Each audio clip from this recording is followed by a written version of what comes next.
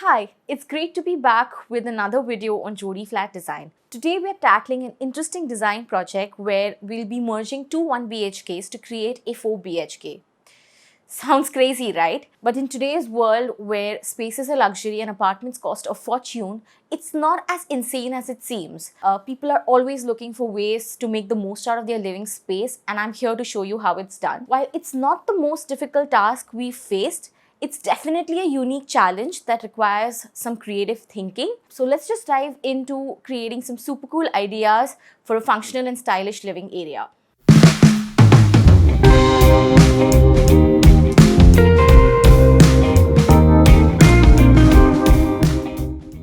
We've got two adjacent 1 BHKs belonging to our clients, and they've got a family of 6. And here's what they need. 1. Merge the two living rooms. 2. Use one bedroom for themselves and the other for their parents. Keep the kitchen space in the right apartment. Convert the kitchen of the left apartment into a bedroom for their daughter. And create a small bedroom space for their son in the combined living room. Currently, we are in the design phase. So we are in the process of figuring out the best way to lay out the furniture to make sure that it meets all our clients' requirements. And this is where the magic happens, and I'm really excited to show you guys the process. We're taking all details into consideration, like how do we merge the two living rooms seamlessly? How do we create a cozy bedroom for their daughter in the former kitchen space? Plus, we've got to get creative to make sure that the son has his own little bedroom in the combined living area. It's a bit of puzzle, but that's what makes it exciting. The end goal is to create a functional space that our clients will love, and we will be using 3D models to help them visualize the space, which is always a game changer. So stay tuned till the end to see our 3D proposals for this project, and do not forget to hit the subscribe button to see more of my work.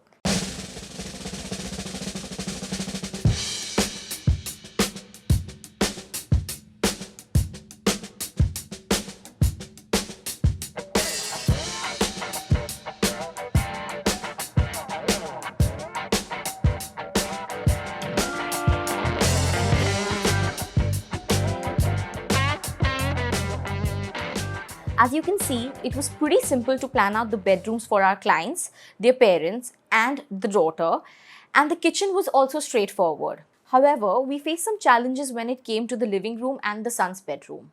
The client was eager to knock off the common wall between the two flats and merge them, but we needed to make sure that it was feasible.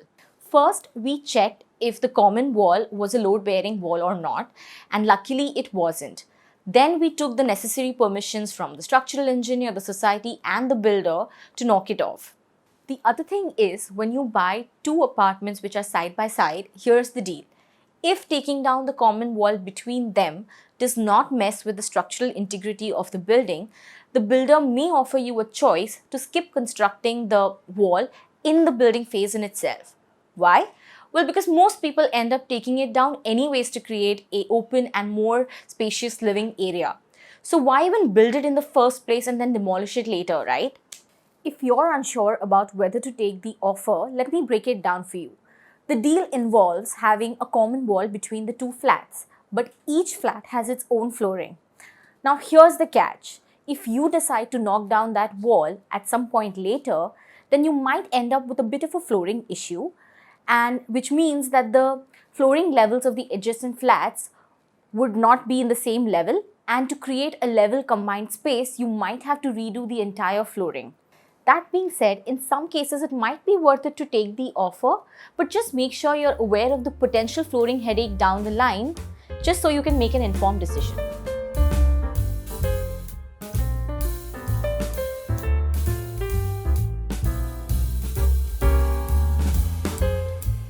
We decided to block one of the entrances, knock the common wall partially, and enclose the space with a glass partition.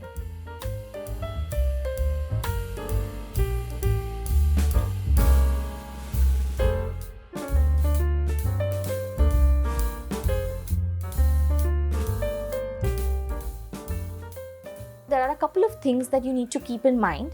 First off, that there are some rules around blocking the entrance doors in flats which you need to be aware of.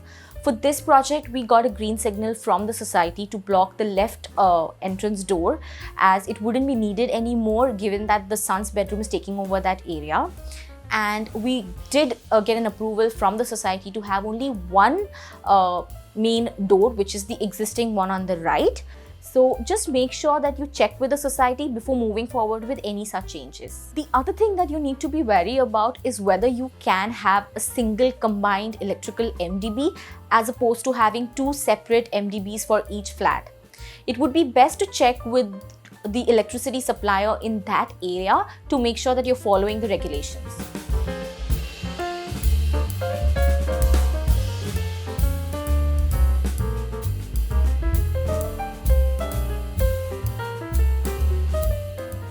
However, some people may prefer not to have the dining area as the first thing they see when they walk into their home, but at the end of the day, it's all about finding what works best for your lifestyle. Okay, so we've got a bit of a challenge on our hands. We scoped out the walls and the only viable options for the TV are here and here. But here's the issue. The space in front of these walls is a bit narrow to comfortably fit 6 people for a seating area. It's crucial that we figure out a layout that not only fits everyone comfortably, but also allows for easy conversation amongst the group. After some brainstorming, we finally came up with an idea. We figured that we could encroach a little into the son's bedroom, create a bit of drywall partition, and create a niche here for the TV and some storage.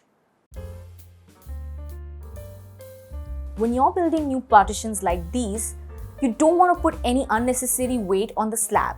So the best option is to go with gypsum partitions because they're super lightweight and don't need to be built under beams, unlike brick walls, which are much heavier and should be constructed only under beams. However, with gypsum partitions, you do need to make sure that you're adding internal supports within the framing in areas where you want to mount things on the wall. Otherwise, things might get a bit wobbly. Another alternative to drywall partitions is using AAC blocks, but that only if the structural engineer approves it, since they are definitely heavier than gypsum partitions but lighter than bricks.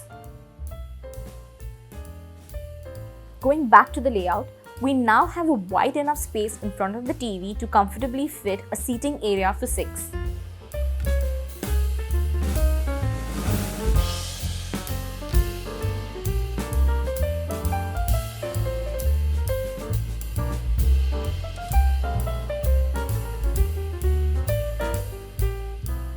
The type and amount of storage needed varies from person to person.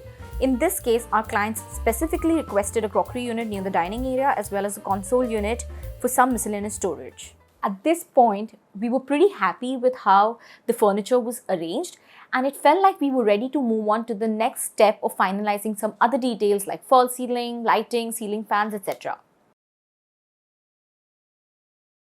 Since we are based in India, it is important to have fans. Our clients requested for ceiling fans in the dining room, 2 in the seating area, 1 in the son's bedroom. So yeah, I know it may seem like a lot of fans in one space, but sometimes practicality trumps aesthetic. And one thing you can do is that you can ensure that the ceiling fan color kind of camouflages with the ceiling so that the fans blend in well and are less of an eyesore. The other thing I do appreciate about the layout is that the 2 fans installed above the seating area are distanced in a way that a nice pendant light like this one from Oli Lighting can be placed exactly in the center of the seating area, which always feels nice. We've got the ceiling fan above the dining table, which means there's no space for a decorative light. Even if I could add a pendant light, I wouldn't, because it might fight with the pendant light above the seating area. So trust me, you don't want to add too many of those prominent pendant lights too close together in one space. It just doesn't work.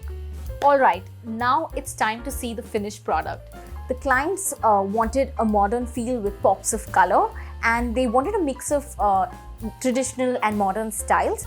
We've got some awesome 3D renders that show everything we've proposed, and you'll be able to see how it all comes together, and you'll get a better idea of how the space will turn out. So let's check them out.